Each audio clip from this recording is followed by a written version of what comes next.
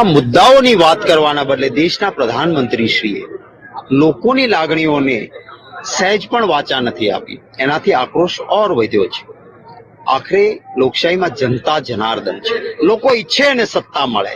ભાજપને અહંકાર કે 5 લાખથી બધી જ જીતીશું, આ અહંકારને કોઈ હું કે મારી પાર્ટી નહીં, દેશની અને ગુજરાતની જનતા તોડશે.